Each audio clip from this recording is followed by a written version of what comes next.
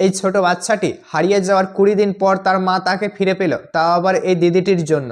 যখন এই বাচ্চাটির মা তাকে নিয়ে ঘুরতে বেরিয়েছিল তখন এই বাচ্চাটি হারিয়ে যায়, কিন্তু তার মা অনেক খোঁজাখুঁজি করে থানায় ডায়েরি করে তারপরেও সে তাকে খুঁজে পায়নি। কিন্তু কিছুদিন আগেই এই হারিয়ে যাওয়া বাচ্চাটিকে এই পাশে দাঁড়িয়ে থাকা কাজলি নামক দিদিটি স্টেশনে ভাত খাইয়েছিলেন, কারণ তিনি অসহায় মানুষদের মুখে খাবার তুলে দেন আর তাদের ভিডিও সোশ্যাল মিডিয়ায় পোস্ট করেন। ঠিক একইভাবে তিনি এই হারিয়ে যাওয়া বাচ্চাটিকে স্টেশনে ভাত খাইয়েছিলেন আর তার ভিডিও সোশ্যাল মিডিয়ায় পোস্ট করেছিলেন, কিন্তু সে আসলে জানতেন না যে এই বাচ্চাটি 20 দিন আগে হারিয়ে যাচ্ছে আর এদিক ওদিক ঘুরে বেড়াচ্ছে।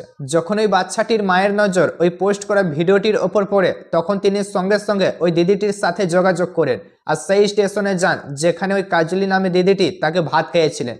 সেখানে গিয়ে দেখেন ওই বাচ্চাটি স্টেশনে একটি কোণে চুপ করে বসে আছে। তাকে দেখে ছুটে গিয়ে কাতরভাবে জড়িয়ে ধরলেন আর এইভাবে সোশ্যাল মিডিয়ার মাধ্যমে হারিয়ে যাওয়ার বাচ্চাকে 20 দিন পর ফিরে পেলেন এই অসহায় মাটি।